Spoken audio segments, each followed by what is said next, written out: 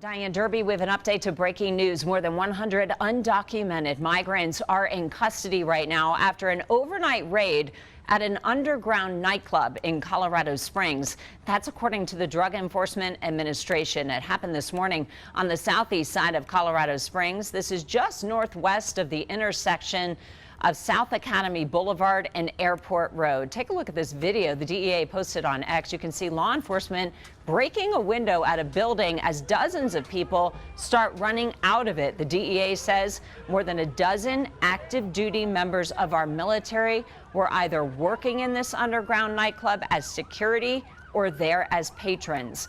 The DEA says drugs and weapons were seized during this operation. News 5's Allison Zimmerman has been live at the scene since early this morning. She's been talking with the special agent in charge of the DEA Rocky Mountain Field Division. Allison, what are you learning right now? And Diane, the special agent in charge from the DEA is saying that Colorado Springs is waking up to a safer city after this massive operation took place overnight. Now, what we know is more than 300 federal law enforcement officers arrived here. Again, we're in southeast Colorado Springs. We're directly across the street from the Satellite Hotel, just to give you an idea of just exactly where we are. And as you mentioned, this was an underground nightclub, a very big drug trafficking investigation, and then resulted in more than 100 illegal immigrants being detained here today. We do know that there were a couple of other people that were also detained for having state warrants as well. And you certainly mentioned the military presence. Perhaps one of the most shocking, stunning details this morning that we were hearing is about a dozen active duty military members that were here overnight in this underground nightclub. And they were saying how they are now being referred over to the Army Criminal Investigations Division. But we do not know if they are active duty service members stationed at Fort Carson.